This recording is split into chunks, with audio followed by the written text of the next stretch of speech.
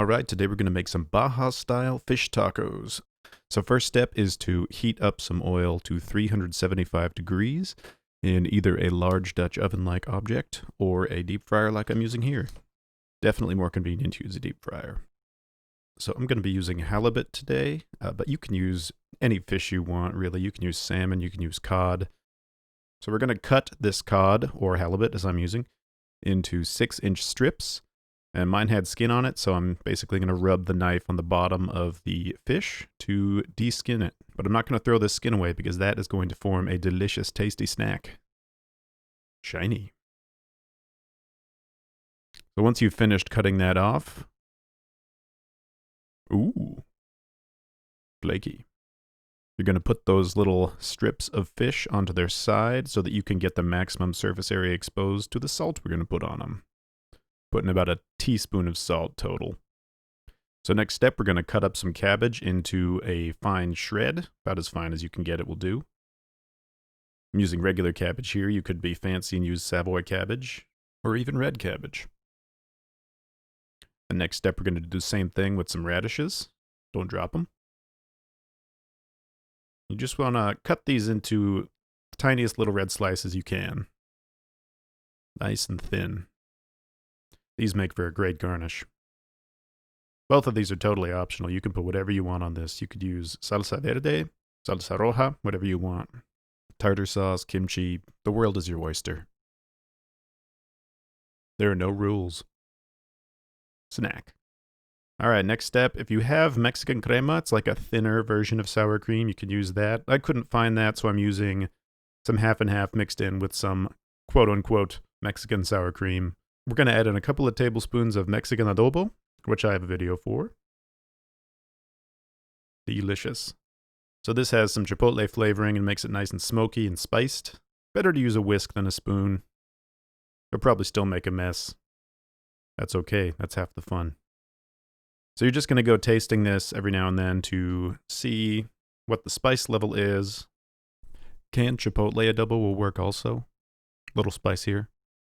And if, like me, you found that there was not enough adobo, you can add some in and do a little modern art. What do you see? I see a butterfly. Well, I saw a butterfly. Nike logo?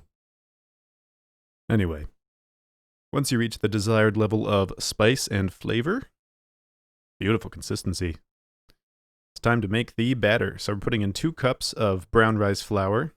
This is 1 cup of cornstarch, 2 teaspoons of baking powder, 1 teaspoon of baking soda. Then we're going to put in about a tablespoon of salt. And then these parts are optional. I'm adding in some cracked black pepper, a bit of cumin, various chile powders, some Mexican oregano. Here I'm adding in some chipotle. You don't have to do this, it just adds a little bit of color and flavor to the batter. Mix that in so that it's nice and combined. Then you're going to add in 2 cups of seltzer water. This is plain seltzer water. I used Perrier for this. You can use literally anything that just doesn't have any flavor in it. Might be an interesting experiment to try with flavored ones. Who knows how successful that would be.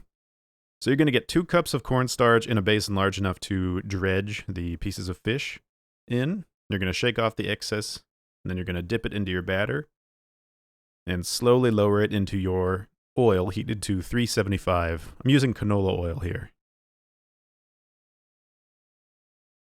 So the reason to let it slowly enter the oil is to avoid it sinking directly to the bottom and sticking to the grate there. And heat control is a really important part of this. So if you are not using a deep fryer, you want to get a thermometer. You want to make sure that as you add pieces of fish, whatever it is you're frying, you don't let the oil temperature sink too far below 375. Because otherwise it'll just end up a big oily goopy mess. And that is not delicious. You're going to see a beautiful golden brown. Now it's time to fry up that fish skin. All you have to do for this is just dip it in the cornstarch. You don't need the batter for this one. That would be a little overkill. So you lower that down, same way. And you're just looking for that golden brown outside and crispy exterior. Makes for a crunchy, delicious snack. You could also make a sushi roll out of this. This is how they make salmon skin rolls. Delicious. Crunch. All right, so get your favorite tortillas and spread on some of that chipotle crema. Then layer on some of that salted cabbage and a little bit of those red slices of radish. I love radish. Put a piece of fish on each one and add more of your toppings. And there you have it. Some delicious Baja fish tacos. Halibut.